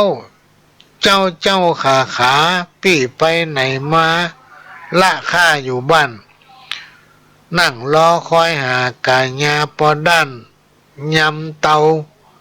ท่ารอจนเคินกำเมืองเฮาเล่ามากันแต่เนิ่นเอิญมาแต่อันนานนมสมัยนี้หน้าดีคืนขมกำเมืองลื่นลมบ่ชมอวดอ้างข้าวจ้อยข้าวซอบ่มีไผสร้างวัฒนธรรมล้ำยุคฉะนั้นหมู่เฮาเจิญเข้ามามุดร่วมกันเสริมสร้างวัฒนธรรมอย่าละเป็นห้างช่วยกันกอบกำอย่าละระบำกำกรข้าวซ้อยล้านนามีก้าบ่น้อยช่วยกันพ่อกวายอวบฟักปีไม่ล้านนาก็ควรอนุรักษ์ไว้สืบลูกเต้าหลานไปเสียงเจนป้ออุ้ยแก่เท่าล้มตายจังมีไผ่นอติดต่อสืบสร้างแห่กองจักมองมัวบ้างบ่มีคนใดไฟมักเพลงจ้อยเพลงซอล่อยหล่อเงียบพักเสียงเจนแก่เท่าเฮาไปขอเชิญพี่น้องตกตั้นใส่ใจมาร่วมเครือใยหมู่เฮาที่นี่ข้าวซอปืนเมืองหัดเฮียนเอาไว้ ปัจจัยเสียเข้าของเงินทองแต่ใส่หัดเขียนอ่านไปบ่ได้มาช่วยกันอนุรักษ์ไว้เบอร์ของเก่าหายเบอร์ละลายสูญสายฝุ่นหญ้าเวลามีการงานพ่องพักพวกเอามาเล่าเล่นกันอุ่นกันอันนี้ก็ฝากไว้ช่วยกันอนุรักษ์เนอะพี่น้องท่านผู้ฟังกำข้าวกำเครือสะล้อซอซึงเนี่ยเป็นของเพื่อนเมืองล้านนาเขาเนี่ยช่วยกันอนุรักษ์รักษาไว้ให้มันสืบลูกสืบหลานข้าวเรื่องต่อไปป่อสอนลูกสาวจังป่อลงผัวไปหนัวคนฮักลืมป่อแม่เจ้าบดีอย่าได้เล่นจู้ป้าตัวมองสีจังมีลาขีติดตัวลูกได้ขออย่าไปสนกรรมคนเหนือใต้เขาหวังทำลายชีวิตขอลูกสายใจจำไว้มิดซิดอย่าหลงกรรมอู้ของคนขอลูกสาวนี้จะลืมตนเกิดมาเป็นคนนับถือพระเจ้าเพื่อได้ไว้ใจตัวนายลูกเต้าจะได้มัวเมาหลงให้เพื่อฮักแต่ผัวคนอื่นซิดซ้ายขอลูกจะได้ระแวงผิดพลาดไปแล้วเฮาจะกินแหนงป้อใจต่างแดนไว้ใจบ่ได้ไว้ใจบ่ได้ อันนี้มีแต่เนอะพี่น้องท่านผู้ฟังป้อใจต่างแดนเนี่ยไว้ใจถึงบ่ได้เนาะนี่ครูบาอาจารย์เพิ่นว่าไว้ ก็จะขอพี่น้องท่านผู้ฟังได้ฟังเทปเก่าสักแป๊บหนึ่งเดี๋ยวก็มาปากันใหม่เชิญครับทำเนี่ยพี่น้องท่านผู้ฟังขออู้หำล้อมวัฒนธรรมก็คือความเจริญงอกงามมีความเป็นอยู่อย่างมีระเบียบวินัยรู้จักเคารพและก็ปฏิบัติตามกฎเกณฑ์ระเบียบของสังคมถ้าใครทำได้อย่างนี้ก็จะได้ชื่อว่าเป็นคนมีวัฒนธรรมวัฒนธรรมแยกได้หลายประเภทพี่น้องท่านผู้ฟังเป็นต้นว่าวัฒนธรรมทางด้านภาษาวัฒนธรรมทางด้านระเบียบประเพณีวัฒนธรรมทางด้านจิตใจวัฒนธรรมทางด้านการฟังรวมไปถึงการอู้การแต่งตัวของเจ้าบ้านซึ่งถือเป็นเครื่องแสดงออกถึงวัฒนธรรมของคนซึ่งคนสมัยก่อนเปิ้นจะเชื่อเรื่องการแต่งตัวพี่น้องท่านผู้ฟังอย่างเคร่งครัดโดยมีการเลียนแบบหรือเอาเครื่องแต่งกายของชนชาติอื่นๆมาประดับกายเพราะคนสมัยก่อนนั้นเปิ้นมีความเชื่อมั่นในตัวเก่าเป็นผู้ที่มีความภาคภูมิใจในชาติและวัฒนธรรมของตนเองนะคนสมัยก่อนเนี่ยเปิ้นไปเรียนแบบไผเปิ้นถึงห้องว่าวิถีชาวบ้านของคนสมัยนั้นแล้วก็สังคมบ่ได้พัฒนาเกินไกลอย่างนี้อย่างถึงวันนี้สังคมมันพัฒนาไปไกลเกินพี่น้องท่านผู้ฟัง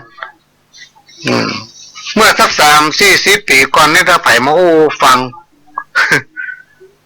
ว่าพอเนอร์ทำการวินาถ้าสู่โทรศัพท์นะอู้ตัวหันตัวหูบตัวตึงจะแมนมาทางโทรศัพท์เขายังมาเชื่อนะมันเป็นไปได้อย่างไรตัวมีที่ไหนแล้วหูบไม่มาได้อย่างไรวะ มันนี่พอไปได้ทั่วโลกสังคมมันก้าวไกลไปตามเทคโนโลยีวิทยาศาสตร์ มันเป็นไปหมดคนสมัยโบราณนี่เปิ้นรณรงค์คือกันกินข้าวนึ่งบาแข็งแห้งตั้งเนี่ยการแข็งแรงมันอิ่มเหมือน สมัยนี้เล่นปีนกันละรณรงค์เบื่อกินข้าวเหนียว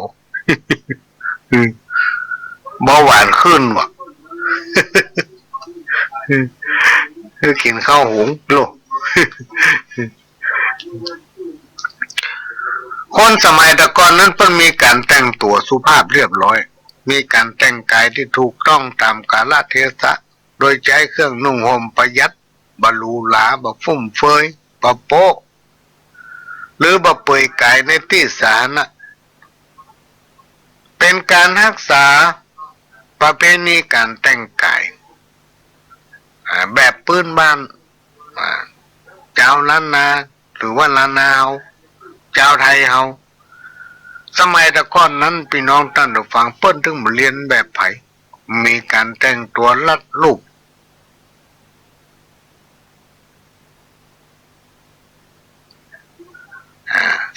เน้นให้หันสวดทรง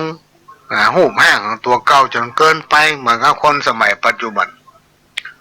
ก็ฮื้อลูกฮื้อหลานยึดติดอย่างแบบเก่าๆจนเกินไปแต่เปิ้นจะเน้นให้ลูกให้หลานรู้จักการใช้ความคิดในทางที่ถูกต้องและเป็นตัวของตัวเองความสะอาดเรียบร้อยบ่ว่าจะเป็นของใจที่อยู่อาศัยเป็นเครื่องแสดงออกถึงความเจริญทางด้านจิตใจ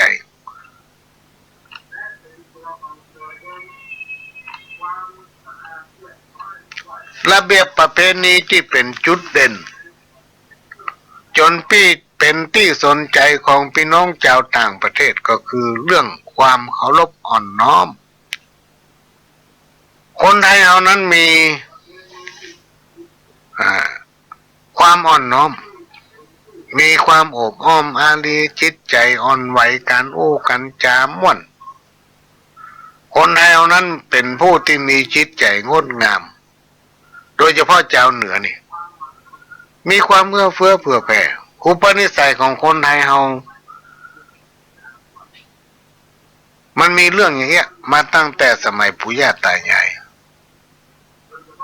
ปู่ย่าตายายเขานั้นเปิ้นจะยึดมั่นในหลักธรรมคำสอนขององค์พระสัมมาสัมพุทธเจ้ามาสั่งสอนให้ลูกให้หลานทำแต่ความดีในหลักธรรมคำสั่งสอนขององค์พระสัมมาสัมพุทธเจ้านั้นท่านตรัสสอนให้คนเรามีความอ่อนน้อมถ่อมตนประชาชนส่วนใหญ่ของประเทศไทยเรานับถือพระพุทธศาสนาโดยยึดเอาหลักธรรมะเป็นแนวทางในการดำเนินชีวิตขนบธรรมเนียมประเพณีต่างๆจึงมีความสัมพันธ์กับทางพระพุทธศาสนา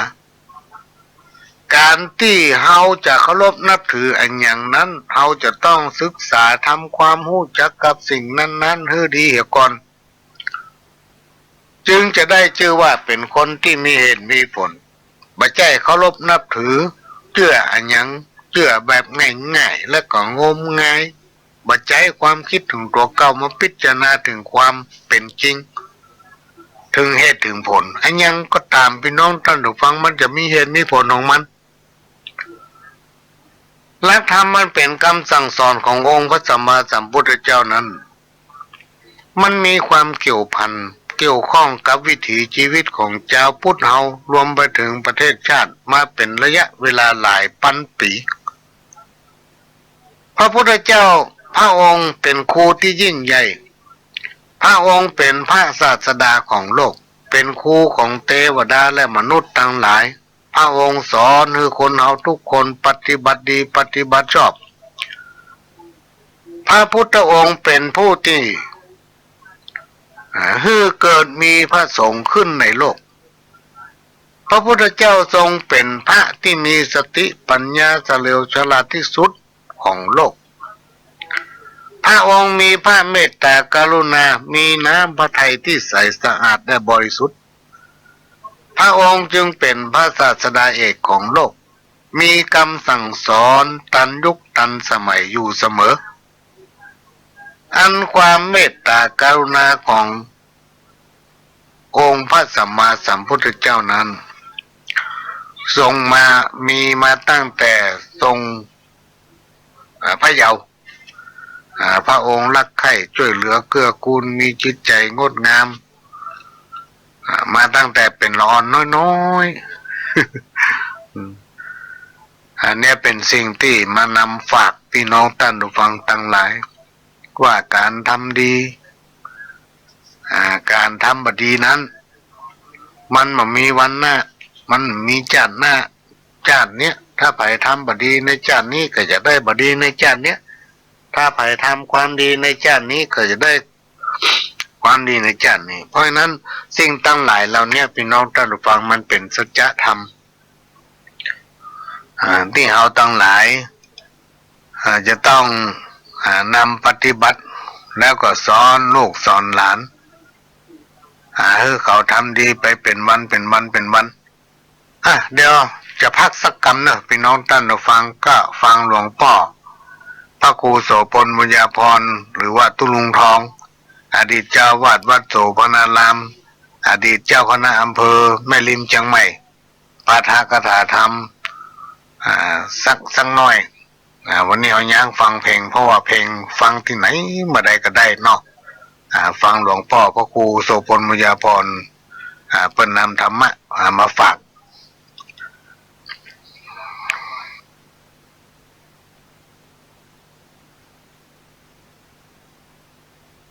โยหัตถาฝ่ามือ10 นิ้วขึ้นต่างวางกิ้ว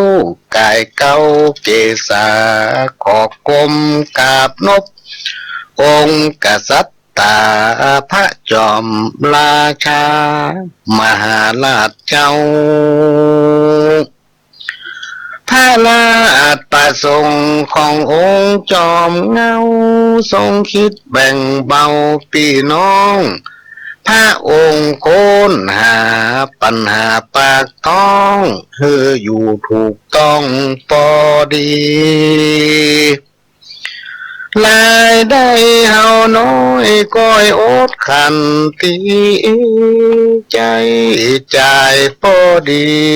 บ่มีอยากกันหูจักถนอมอดออมใจก็บ่มีวันจักทุกข์ตามพระประสงค์ขององค์ประมุขตานตัดสอนให้เฮาฟังอย่าไปฟุ้งเฟ้อเหิมเกินหวังเลี้ยงชีพจีวังปลูกฝังเลี้ยงไสก็จะมีกินพอเพียงอยู่ได้บ่เปลืองเงินไปจ่ายซื้อจีนป่าพุทธจาคาบมือก็ลดหย่อนฮือพอควรปลูกผักปลูกไม้ไว้ในให้สวนพร้อมกับจักจวนพี่น้องชาวบ้านจะได้แก้ขาดประหยัดหลายนั้นถือเอาเป็นงานเสริมกำผ้านุ่งคัวใบอันใดแปลงล้ำบ่จำเป็นต้องไปเอาซื้อแม่นุ่งใจมอกใจใดกับเขาเฮาก็เลือกเอามอกเอาใจใดบ่ต้องเกือกไผ่คนใดเหนือใต้หมู่มีเงินไทยหลายล้านเฮาอยู่พอดีบ่มีเกียรติค้านบ่เข้าขั้นทานลำเค็นจักโจกใจซื้อคือเลือกจำเป็นแปลงใจเย็นก้อยเป็นก้อยสร้างอย่าลับตาฝืนจงมืนตากว้างจักหันแนวทางลงลึงบางคนเดือดร้อนเป็นคนบ่มันขยันคิดแต่ตื่นบางคนก็มีเงินเล็กน้อยเหินตัวเขาเปิ้นเอาตัวเอาบอกกึดที่แจ้งเพื่อมาหูคิงกระเป๋าพอแห้งเฮามีกะแห้งเล็กน้อยถ้าเฮาเล็งหันรายวัน200มันถึงบ่น้อยพอเพียงจีนเฮาบ่นักอย่าฟักลายเฮียงเฮาหมอกพอเพียงเลี้ยงครอบครัวได้จากแต่งข้าวสารมากะบอนไว้กับพี่น้องไทยทั่วทิศ ช่วยแก้ปัญหาช่วยกันมาคนคิดชีวิตต่อสู้วันจ้างขายจ้างกล้าได้มาแบ่งปันเป็นส่วนเป็นอันมันก็อยู่ได้ก็จะพอเพียงเลี้ยงต้องปากใสปลูกส่วนขั้วไปพร้อมพักบะทั่วบะแตงบะแฟงบะฟักปลูกตามหัวบ้านเลี้ยงยายเหลือกินเหลือใจน้ำเอาไปขายจากเสริมเป็นหลายจุนเจือในบ้านถึงเศรษฐกิจวิกฤตแต่ด้านคงบ่ยาวนานยืดเยื้อเอาต้องทำใจทนไปกู้เชื่อตามโอกาสเอื้ออำนวยประหยัดเขาไว้จากใดไปโสยถึงบ่อนำลอยกาหมอกอยู่ใดกาหมอกอยู่ใด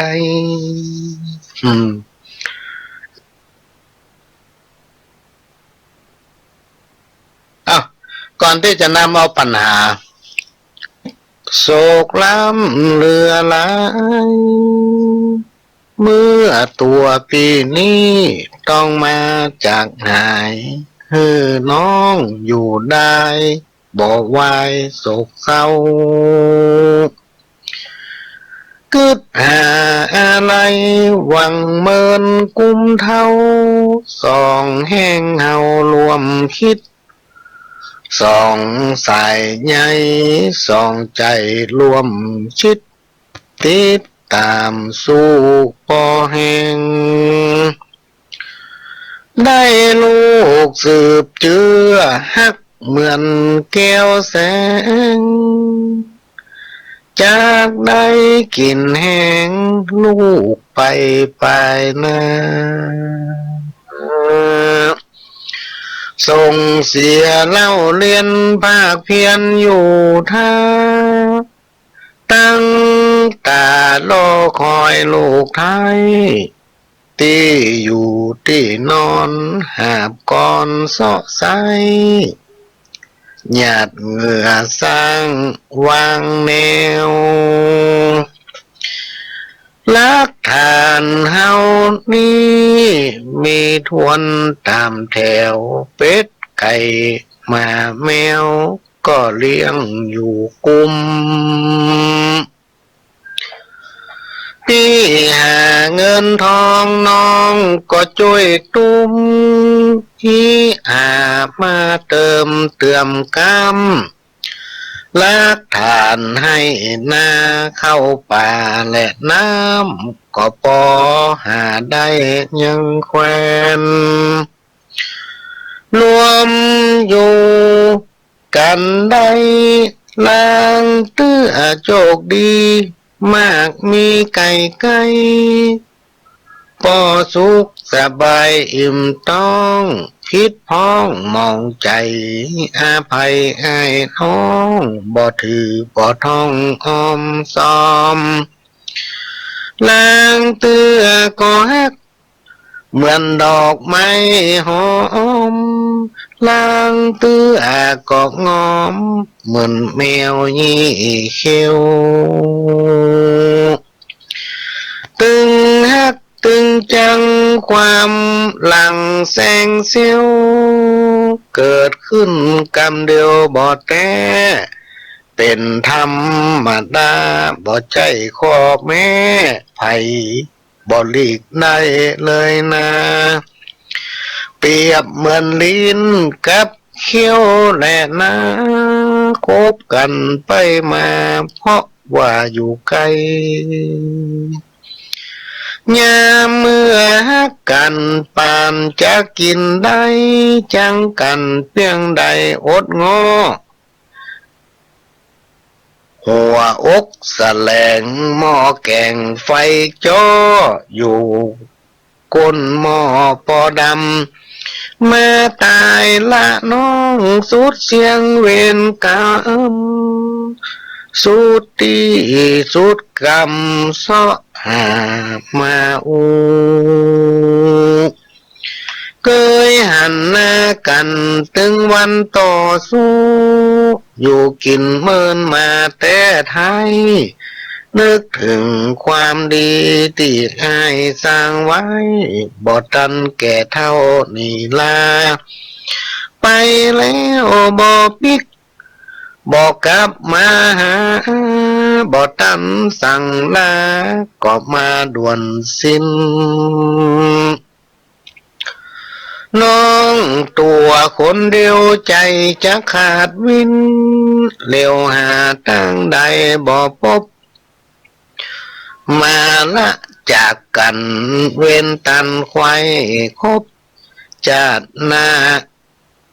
ลังมาตันบ่ลืมปีไทย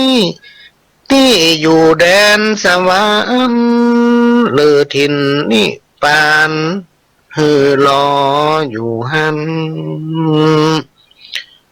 กันผลบุญการนุนเตียงมันจะตามต้วยไปจวบพบถึงดวงวิญญาณก็ยังเคารพบุเพร่วมสร้างวนเวียนตึงชีวิตนี้จักหาไปเหมือนดาวคู่เดือนกู้เฮือนกู้เยาอันนี้ก็เข้าท่าเหมือนกันเนอะพี่น้องท่านผู้ฟังก็แต่งมาเลยนะครับมันจะเหมือนก่อนที่จะนำเอาข้าวมาอ่านให้ฟังใดทำไมถึงมีตุงสามหางคนบ่มีคาถาเขาว่าอู้มันติดนะก็จะมาอู้เรื่องการทำบุญเหตุก่อนผมไปทำบุญแต่ไม่ได้หยาดน้ำจะได้บุญหรือไม่บางทีครับขี่รถไปเจอไปปะพระบิณฑบาตก็เลยจอดแล้วลงใส่บาตรแต่ไม่ได้หยาดน้ำพ่อไม่ได้เตรียมน้ำหยาดไปด้วยถามว่าจะได้บุญก่อเป็นยังไงจะต้องหยาดน้ำขอพ่อหลวงตอบออกรายการให้ตุยคนอื่นเขาก็จะได้ฟังผมก็จะได้ฟังว่ะ เมื่อวานติดเปิดโทรมาพ่อหลวงผมฟังอยู่เน้อว่ะพ่อหลวงก็ต้องอู้ตามความคิดของพ่อหลวงที่เขาเคยปฏิบัติที่เขาเคยหู้เคยหันที่เขาได้สอบถามครูบาอาจารย์ด้วยเหตุด้วยผลที่จริงปัญหานี้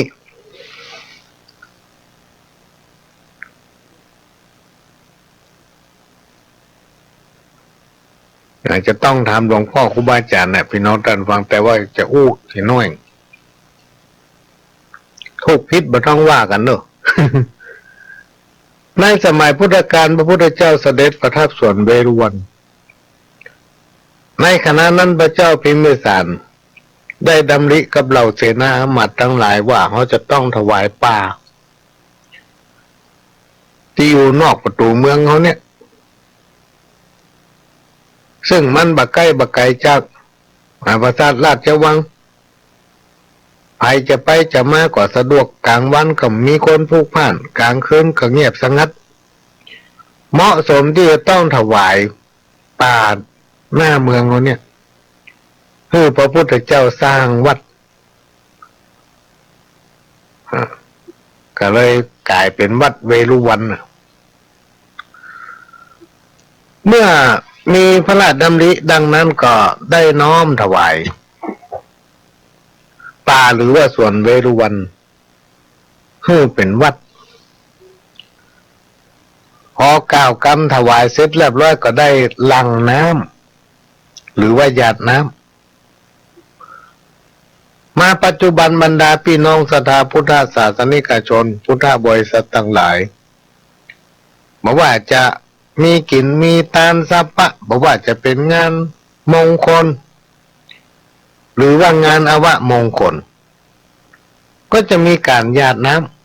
ำก็คือลอกเลียนแบบมาจากบรรพบุรุษด้วยความเชื่อถือว่าการฮื้อแล้วก็หยาดน้ำเป็นสัญลักษณ์หรือสื่อ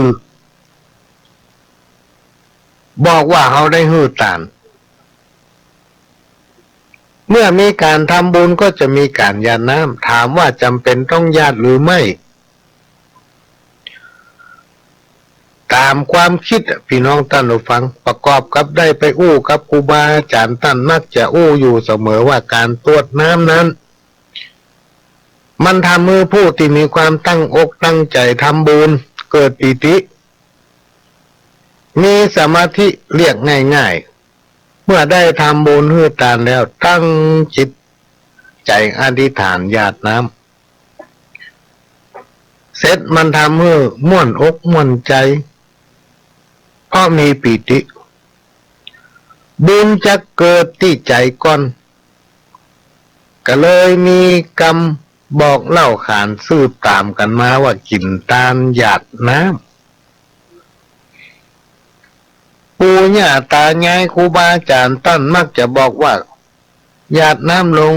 ดินนั้นเปรียบเหมือนดังได้ฝากบุญไว้กับแม่ธรณีแม้นว่าจิตวิญญาณทั้งหลายบ่สามารถมารับของทานในเวลานั้นได้แม่ธรณีจะได้เก็บรักษาไว้หากผู้ที่เขาตานหาเขาหมดกรรมหมดเวรในภพในชาติเรียกว่าบ่ได้เกิดมาเป็นคนทำแล้วนี่นะไปสู่สุคติแม่ธรณีก็จะได้เก็บรักษาของบุญของกุศลอันนั้นไว้ให้เฮาการทำบุญตักบาตรตอนเจ้าเฮาบ่ได้เตรียมน้ำหยาดไปตัวก่อมเป็นหยังนึกได้ขึ้นมาเมื่อใดพี่น้องท่านผู้ฟังก็หยาดน้ำที่บ้านของตนก็ได้หยาดที่ไหนก็ได้ก็จักสำเร็จตามกำลังอธิษฐานการทำบุญตักบาตรนั้นครูบาอาจารย์ท่านเคยกล่าวว่าควรทำบ่อยๆหรือว่าควรทำบุญตักบาตรประจำนะอย่างสม่ำเสมอนอกจากจะทำบุญใส่บาตรพระเนนที่เดินบิณฑบาตกับไปทำบุญตักบาตรที่วัดทุกวันพระจะดีมากเป็นการสร้างสมบูรณ์เป็นการเริ่มต้นชีวิตของเฮาให้ใหม่อยู่เสมอทำให้จิตใจเบิกบานทั้งยังเป็นการรักษาพุทธประเพณีสืบทอดพระพุทธศาสนาจะได้บุญนักบุญน้อยอยู่ที่จิตใจของเฮาพี่น้องท่านผู้ฟังทั้งหลายขณะที่เฮาทำบุญให้ทานจะถวายทานหรือว่าจะทำอันหยังก็แล้วแต่ถ้าเฮาตั้งอกตั้งใจทำสิ่งนั้นก็จะสำเร็จดังปรารถนาสรุปการหยาดน้ำนั่นหมายถึงการแผ่กุศลอันนี้ปัญหาที่ถามไปทำบุญแต่บ่หยาดน้ำบ่ได้หยาดน้ำหรือว่าบ่ได้เอาน้ำหยาดไปจะได้บุญก่อ